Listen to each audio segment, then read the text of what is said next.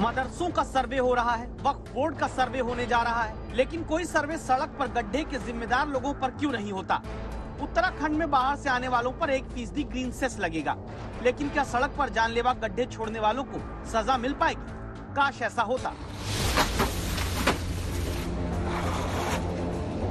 लेकिन ऐसा होता नहीं तो सड़क के गड्ढे क्या हालत करते हैं देखिए। ये एक वायरल वीडियो है, इसमें रोड का गड्ढा है और गड्ढे में फंसती झटका खाती गाड़ियां। स्पीड चाहे 40 की रखिए या 60, गड्ढा हर सवार के लिए मुश्किल है। इसीलिए देश में सुरक्षित सड़क चाहने वाली जनता गड्ढों को अपने तरीके से चर्चा में लाती है। जैसे केरल का ये वीडियो चर्चा में आया। इसमें एक दुल्हन प्री वेडिंग शूट के जरिए सड़क के गड्ढों की समस्या को देश के सामने रखती है। लाल रंग की साड़ी में सड़क के गड्ढों के बगल से दुल्हन आती दिखती है। केरल के गड्ढों को तो लेकर हाई कोर्ट तक सरकार से वहां की पूछ चुका है कि आखिर कितने लोग जान गंवा देंगे, तब जाकर सरकार गड्ढे भर पाएगी। 2021 में जिन राज्यों में सबसे ज्यादा हादसे रोड पर बढ़े वो है तमिलनाडु, मध्य प्रदेश, उत्तर प्रदेश, महाराष्ट्र और केरल। भारत में सबसे ज्यादा टैक्स भरने वाला शहर मुंबई। पूरा देश जब 1 रुपया डायरेक्ट टैक्स के रूप में देता है तो उसमें अकेले 30 पैसा इन्हीं मुंबई वालों की देन होती है।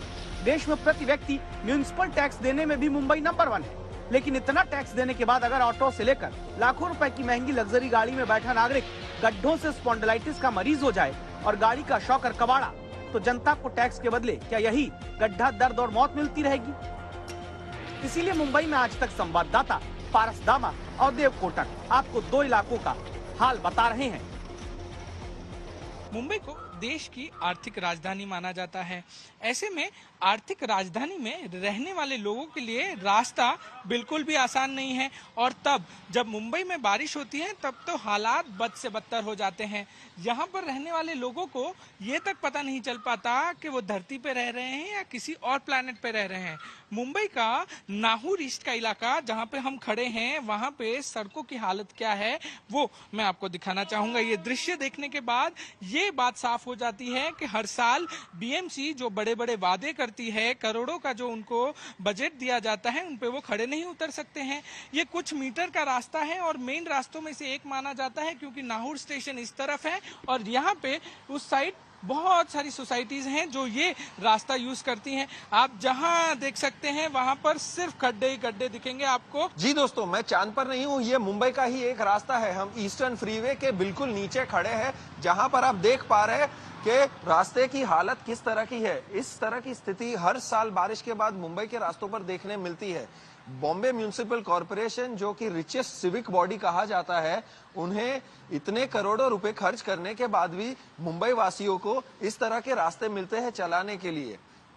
गर्दन के प्रॉब्लम से लेके पीठ के प्रॉब्लम और जो गर्भवती महिला होती है उनको मिसकैरेज की तकलीफें होती है।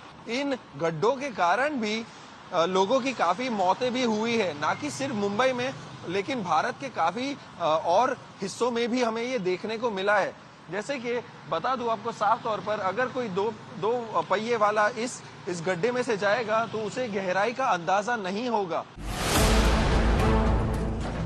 याद करिए इसी महीने 4 तारीख का यह हादसा जब महाराष्ट्र में टाटा सन्स के पूर्व चेयरमैन साइबर मिस्त्री की सड़क हादसे में जान गई।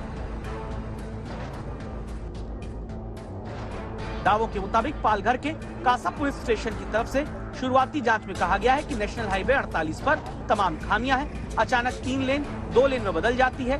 ड्राइवर को सतर्क करने वाले साइन बोर्ड नहीं लगे हैं। रोड डिवाइडर पर येलो ब्लिंकर्स की कमी है।